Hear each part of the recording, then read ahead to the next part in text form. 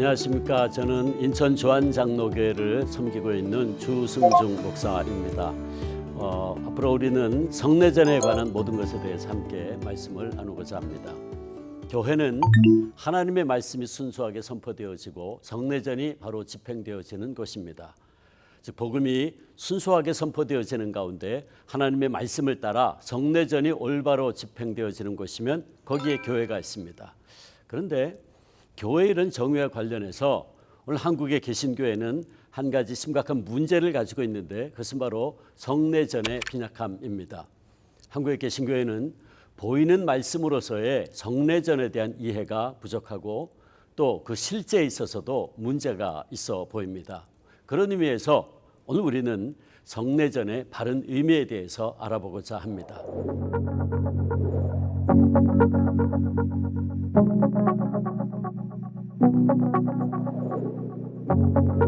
예배에서 하나님의 말씀은 기록된 말씀인 성경, 그리고 선포되어지는 말씀인 설교, 그리고 보이는 말씀인 성례전을 통해서 하나님의 백성들에게 주어지고 이 말씀들이 성령의 역사 속에서 예배자들의 영혼을 소생시킵니다. 그래서 오스카 쿨만은 성례전을 통해서 믿는 이들은 예수 그리스도를 언제나 새롭게 만날 수 있고 주님과의 생동력 있는 역사적인 연접을 이룩할 수 있다고 했습니다. 성례전은 행위, 말, 물질을 포함하는 상징적인 예전입니다. 즉 성례전은 의미를 전달하는 상징적인 행위, 사인 액트를 통해서 하나님의 말씀을 전하는 것입니다. 그래서 기독교 예배에 있어서 선포된 말씀과 성례전은 서로를 보강해 줍니다. 예를 들어서 혼인 예식이 있어서 매우 중요한 순서는 반지, 결혼 반지를 주고받는 일이죠. 물론 이 결혼 반지가 결혼을 성립시키지는 않습니다. 법적으로 요구되는 것은 신랑과 신부가 그들의 성실성을 서약하는 것이죠. 그러나 결혼 반지는 서약된 그 약속을 보증하는 눈에 보여주는 외적이고 가시적인 표지입니다. 서약된 말이 필요 불가결한 것이긴 하지만 그 약속을 보이는 형식, 비지블 폼으로서 나타내 주는 것이 바로 이 결혼 반지이죠. 남편과 아내는 일생 동안 이것을 간직하게 되고 이것은 충성과 사랑에 대한 그들 사이의 서약을 끊임없이 보여주고 상기시켜 줍니다. 즉 결혼 반지는 서로에 대한 보이는 말씀, 비지블 워드가 되는 것이죠. 반지가 부부에게 주는 의미와 마찬가지로 성례전은 교회를 위한 것으로서 그것은 하나님의 약속에 대한 표지이고 보증이 됩니다. 성례는 우리에게 대한 하나님의 은혜를 외형적인 표로 확인하는 증거이고 동시에 우리는 하나님께 대한 우리의 충성을 확인하는 것이라고 할 수 있습니다. 그러므로 이런 의미를 가진 성례는 어거스틴의 표현에 의하면 신성한 것에 보이는 표 또는 보이지 않는 은혜의 보이는 형태라고 말할 수 있습니다. 그래서 칼빈은 성례전은 보다 명료하게 그리스도를 우리에게 보여준다. 세례는 우리가 씻음받음과 깨끗하게 되었음을 증명해주고 성찬은 우리가 구속되었음을 보여주고 증거해준다라고 말한 것입니다. 그러므로 우리 기독교 예배는 설교, 즉 선포되어지는 말씀과 세례와 성찬, 즉 보이는 말씀을 통해서 드라마틱하게 극적으로 표현되고 설명되어집니다. 즉 성경과 설교와 마찬가지로 성례전도 말씀의 으뜸가는 양식 중에 하나인 것입니다. 그래서 초대교회 예배는 말해진 것, 스포큰 워드, 설교죠. 행해진 것, 비지블 워드, 성찬이죠. 즉 말씀의 예전과 다락방 예전으로 성찬식으로 이루어져 있던 것입니다. 그러므로 초대교회 때부터 예배의 본질에는 말씀과 설교와 성례, 세례와 성찬이라는 두 개의 중심성이 있었던 겁니다. 그런데 일찍이 폴 틸리가 지적한 대로 개신교회는 이 중요한 성례전을 많이 잃어버린 상태로 지내온 겁니다. 즉 개신교회 내에서 비록 성례전에 행해지고 있지만 초대교회 안에서 매주일 예배 시간에 집례되었던 세례와 성찬이 안타깝게도 연중 행사로 지켜지고 있고 또 그 예식에 참여하는 사람들에게 그 의미가 점점 무의미한 것으로 여겨지고 있습니다. 16세기 종교개혁 당시에 로마 가톨릭 교회는 성례는 있었지만 말씀을 상실한 반쪽 예배로 전락해 있었습니다. 그리고 그때의 종교개혁가들은 중세교회가 이렇게 성례전만을 강조한 데 대해서 말씀을 새로운 구심점으로 강조함으로 말씀을 회복시켰죠. 그러나 불행하게도 또 반대로 성례전을 연 2번 내지는 4번으로 극한하는 그런 잘못을 저지르게 되었습니다.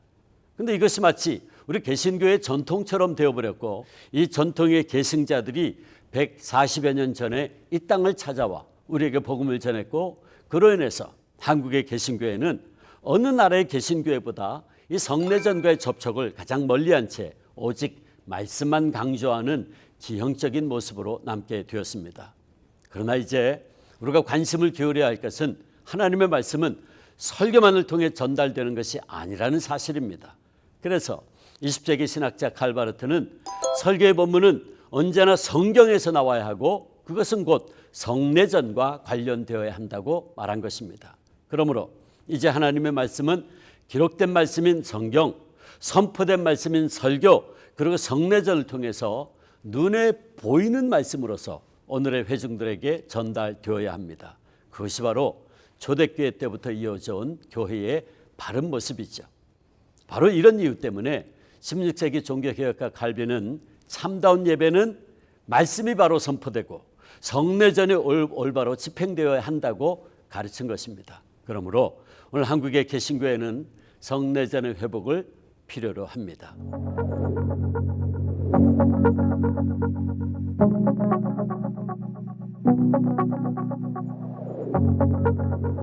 성례전이란 말은 라틴 말 세크라멘툼이라는 단어를 영어로 세크라멘트라고 번역해서 사용되어진 말입니다. 그런데 세크라멘툼이라고 번역된 말의 헬라어 원어는 미스테리온이란 말입니다. 이 말은 특별히 신약 성경에서 하나님의 비밀스러운 생각을 나타낼 때 사용한 말입니다. 예를 들어 마가복음 4장 11절에서 예수님은 제자들에게 다른 사람에게는 비유로만 주어지나 너희에게는 하나님 나라의 비밀을 미스테리온이 주어졌다고 말씀하셨습니다. 이 단어는 하나님께서 비밀을 알려주시고자 하는 사람들에게 계시로 주어진 것을 말할 때 사용된 단어입니다. 즉 이 미스테리온이라는 단어는 본래 하나님께서 자신을 우리에게 보여주시는 행위를 함축하고 있는 말입니다. 그런데 이 말이 비밀이란 말로 번역돼서 오해가 되게 되었고, 더 나아가서 불행하게도 이 말이 라틴 말 세크라멘툼이란 말로 번역돼서 본래의 의미를 상실하고 말았습니다. 라틴어 세크라멘툼은 군인들에 의해서 행해지는 충성의 맹세나 혹은 약속 이행의 서약을 뜻하는 단어입니다. 그런데 이 단어를 서방교회가 3세기 이후에 선택했고, 이 말을 최초로 사용한 사람은 3세기 교부 터툴리안이었습니다. 그는 그리스도를 위해서 목숨을 바치기로 서약한 후에 세례를 받고 성찬에 참여하는 것을 군사가 목숨 걸고 국가를 위해 싸우기로 서약하는 것과 유비적으로 대응해서 세크라멘툼이라는 말을 사용한 겁니다. 그러나 어거스틴은 미스테리온이란 말의 본래 의미를 따라 이 말을 불가시적인 보이지 않는 하나님의 신비한 은혜를 설명하는 말씀을 우리의 눈으로 볼 수 있도록 해주는 가시적 표현이라고 한 겁니다. 즉 어거스틴은 성례를 보이지 않는 은혜의 보이는 형태, 은혜는 보이지 않잖아요. 근데 보이지 않는 은혜를 보이는 형태로 만든 것이다라고 설명을 한 겁니다. 그렇게 정의를 한 거죠.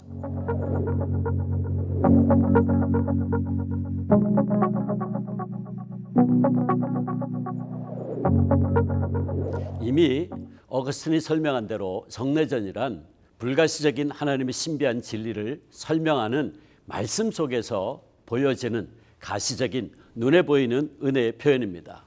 그러므로 성례전은 어떤 신비의 상징이나 마술적인 혹은 신적인 효력을 가진 것이 아닙니다. 그러나 중세 로마 가톨릭 교회는 후에 7가지 성례, 세례, 견진, 성찬, 고해, 종부, 서품, 결혼, 성사를 만들어서 성례전 그 자체가 어떤 마술적이고 신적인 효력을 가진 것으로 주장하게 되었고, 어거스틴 이후에 이 성례전의 의미는 부정적인 의미에서의 신비주의로 흐르게 되고 말았습니다. 이런 성례전에 대한 반동은 종교개혁가 마틴 루터에게서 폭발했습니다. 그는 거룩한 성례전은 그리스도가 주어지는 신적인 표지에 불과하다고 말하면서 성례전을 통해서 일어나는 내용을 확실하게 믿는 믿음이 필요하고 중요하다라고 강조했어요. 그러므로 성례전이라고 하는 표징은 그 자체로서 어떤 마술적인 신적인 효력을 가진 것이라기보다는 어디까지나 신앙과 관계되어 있다라고 주장했습니다. 그러므로 루터에게 있어서 약속과 말씀이죠. 신앙, 믿음은 불가분리의 관계에 있습니다. 즉 성례전의 효력은 그 자체의 작용에 의해서가 아니라 믿어짐으로써 효과가 있다는 것입니다. 한편 보다 급진적인 종교개혁가였던 츠빙글리는 성례전이란 신앙 공동체가 하나님의 구원 역사를 생생하게 기억하며 그것을 통해 신앙을 고백하고 그리스도다운 생활 방식을 추구하겠다는 맹세 이외에 아무것도 아니라고 주장했습니다.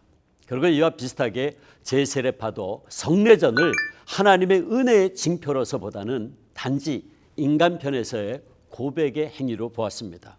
하지만 또 다른 종교개혁가 칼빈은 넓은 의미에 있어서 성례라는 말은 하나님께서 인간에게 그의 언약의 진실성을 확증하기 위해서 제공하신 표지 모두를 포함한다고 했습니다. 예를 들어서 아담에게 주신 선악과나 혹은 노아에게 주신 무지개도 성례에 포함될 수 있다는 것입니다. 왜냐하면 그것들은 하나님의 언약의 보증과 증거로서 하나님의 말씀에 의해서 그들에게 주어진 것이기 때문이라는 겁니다.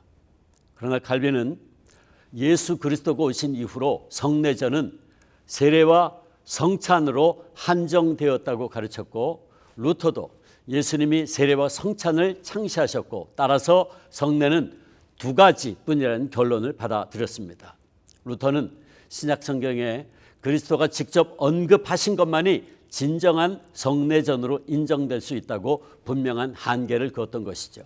그러므로 개신교회는 예수님께서 직접 제정하신 세례와 성만찬만이 진정한 의미에서의 성례이고, 로마 천주교회가 주장하고 있는 견진성사, 고해성사, 종부성사, 서품성사, 혼배성사는 성례로 인정하지를 않습니다. 결론적으로 성례전은 보이지 않는 하나님의 은혜를 믿는 이들에게 볼 수 있는 형태로 주어진 하나님의 은총의 수단으로서 우리는 세례와 성찬을 통해서 하나님의 우리에 대한 사랑과 구속의 은혜를 계속해서 맛보고 경험하게 됩니다.